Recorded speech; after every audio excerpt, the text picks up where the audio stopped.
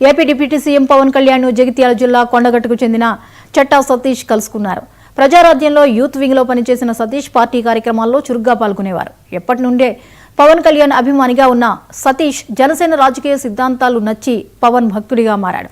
2024 జనవరి 22న అయోధ్యలో రామల్లా ప్రాణప్రతిష్ఠ రోజున పవన్ కళ్యాణ్ గెలిచి ప్రభుత్వంలోకి వచ్చే వరకు చెప్పులు వేసుకోనని దీక్ష పూనారు. ఎన్నికల్లో కూటమి ఘన విజయం సాధించిన పవన్ కళ్యాణ్ డిప్యూటీ సీఎం కావడంతో సంతోషించిన సతీష్ నిన్న సాయంత్రం మంగళగిరి వచ్చి డిప్యూటీ సీఎంను కలిశారు. కొండగట్టు క్షేత్రంలో భక్తులకు అవసరమైన మౌలిక వసతుల కల్పన గురించి పవన్ కళ్యాణ్కు వినతిపత్రం ఇచ్చారు.